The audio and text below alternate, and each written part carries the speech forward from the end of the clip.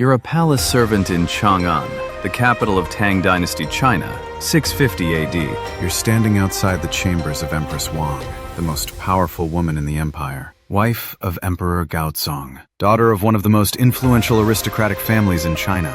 Through the door, you hear her voice. Not commanding, not confident, desperate. A younger woman, a former concubine of the late emperor, a woman who shouldn't even be in the palace anymore. Her name is Wu Zhao. And Empress Wang is begging her for help against a rival concubine who threatens to replace her. You want to warn the Empress. Tell her this is a mistake, that Wu Zhao is dangerous, that inviting her back into the palace will destroy everything. But you're a servant. You say nothing, and you watch as Empress Wang opens the door that will end her reign, her power, and eventually, her life. Before we go any further, there's something you need to understand about Wu Zetian's rise to power. The popular version focuses on her as a seductress, a beautiful concubine who charmed her way to the throne.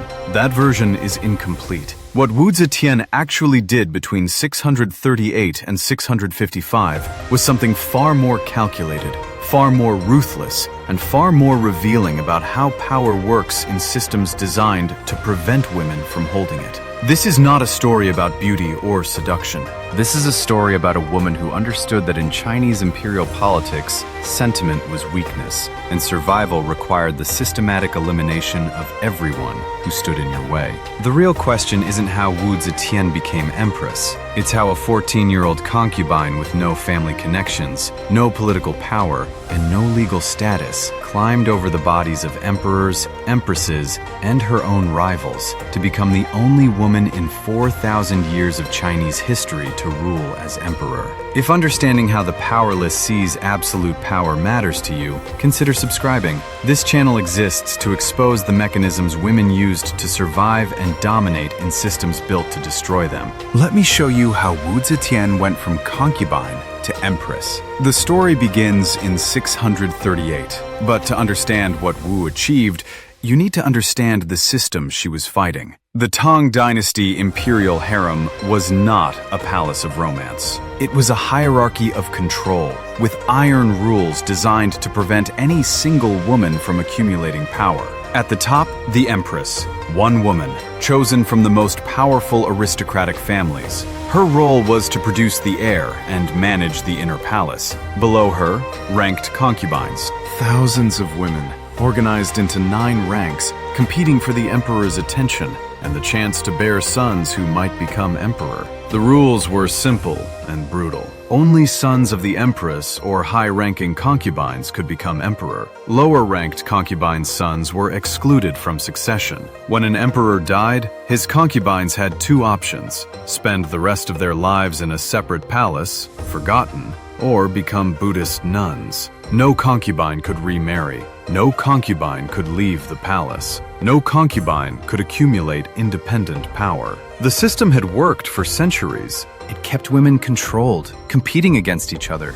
dependent on male favor for survival. Wu Zetian would destroy this system completely. But in 638, she was nobody. Wu Zhao was born in 624 in Wenshui, Shanxi province. Her father, Wu Shihuo, was a timber merchant who had supported the Tang Dynasty during the Civil War. As a reward, he was given a minor government position.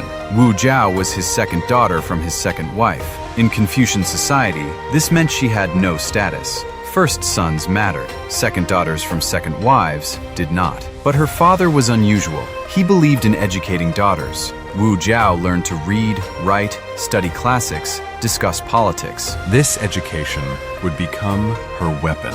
In 638, when Wu Zhao was 14, Emperor Taizong summoned beautiful girls from across the empire to replenish his harem. Wu Zhao was selected. She was given the rank of Kairen, 5th rank concubine, low status. One of hundreds of young women competing for the emperor's attention. Most girls in her position never even met the emperor. They spent their entire lives in the inner palace, waiting for a summons that never came. growing old in obscurity. Wu Zhao met the emperor, but she did not become his favorite. Taizong had many concubines. Wu Zhao was just another pretty face. For 12 years, She remained fifth rank. No promotion, no children, no power. then, in 649, Emperor Taizong died. According to Tang Dynasty law, all of Taizong's concubines who had not borne sons were sent to Ganye Temple to become Buddhist nuns. Wu Zhao was 25 years old. She had spent 12 years in the palace and achieved nothing.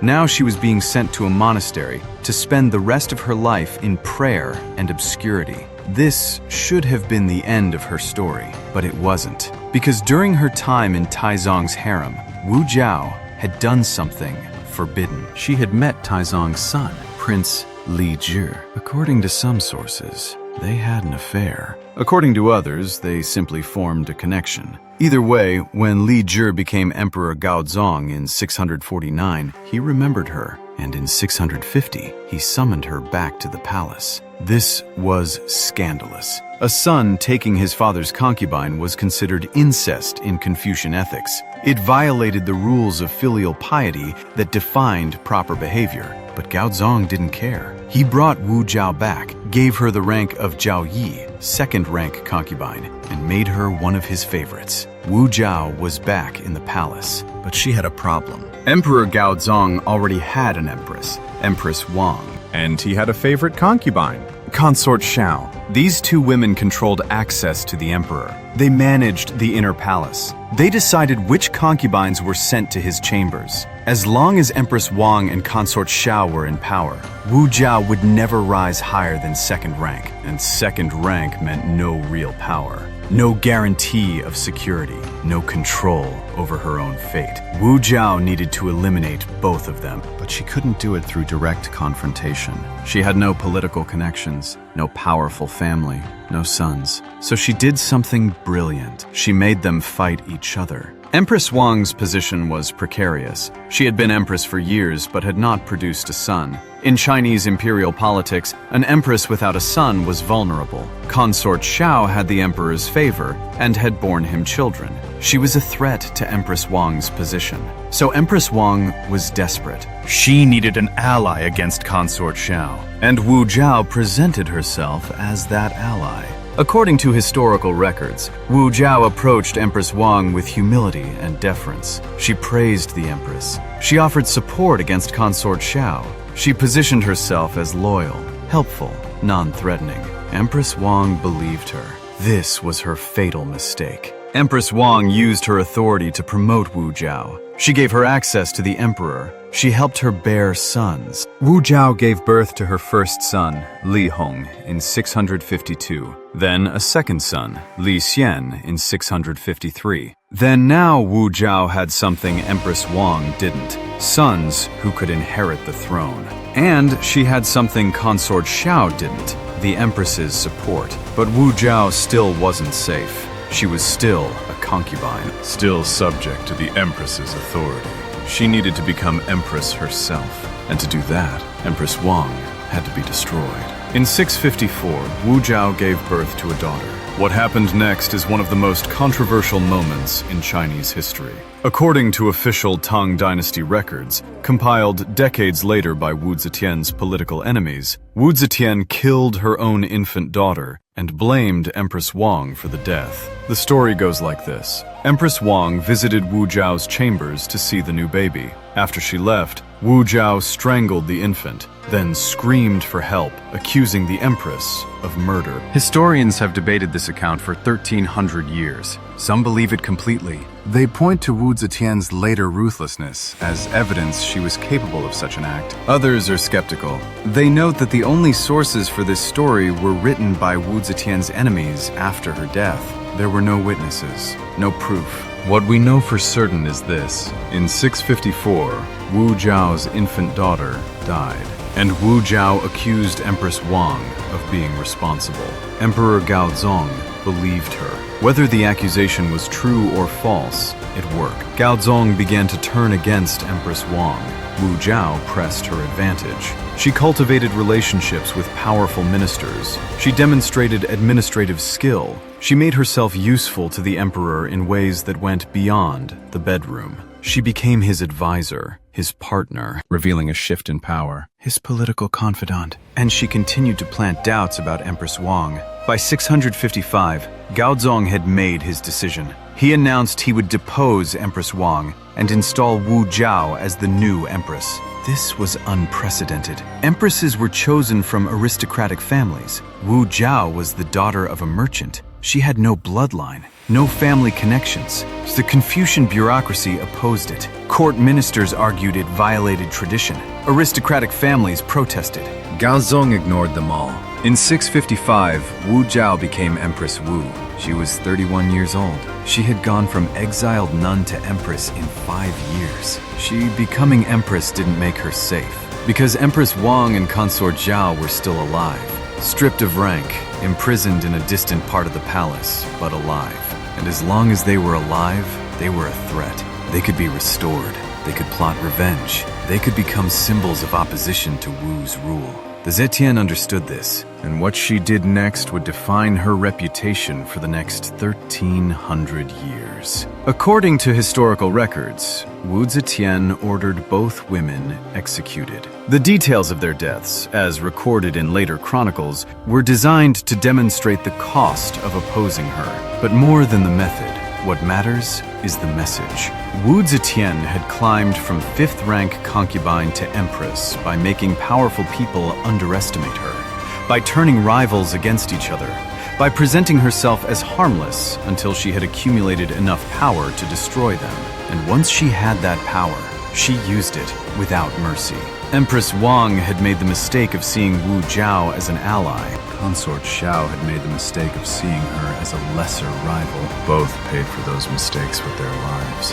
Wu Zetian was now Empress of China, mother of princes, partner to the emperor. But empress was not enough, because in the Confucian system, empresses were still subordinate to emperors. They had influence, but not authority, power, but not control. And Wu Zetian had learned something crucial during her rise. In a system built on hierarchy, the only way to be truly safe was to be at the very top. Not empress, emperor. And she had 30 more years to make that happen. Wu Zetian's transformation from concubine to empress reveals something essential about how power works in rigidly hierarchical systems. You don't challenge the hierarchy directly. That gets you killed. You work within it. You use its rules against itself. You make powerful people think you're helping them until you've accumulated enough power to destroy them. And when you finally strike, you strike completely. No mercy, no survivors, no second chances. Because in systems where only one person can hold ultimate power, sentiment is a luxury that gets you killed. Wu Zetian understood this with absolute clarity. And she was just getting started. She had eliminated the empress and the favorite concubine, but she still had to deal with emperors, princes, ministers, and an entire bureaucracy that believed women should never rule. In video 2, we'll see what Wu Zetian was willing to do to eliminate everyone who stood between her and absolute power. And we'll confront the question that has haunted her legacy. Where is the line between necessary ruthlessness and monstrous cruelty? Subscribe and turn on notifications. Leave a comment. Could you do what Wu Zetian did? Sacrifice everything, including possibly your own child, to survive in a system designed to destroy you?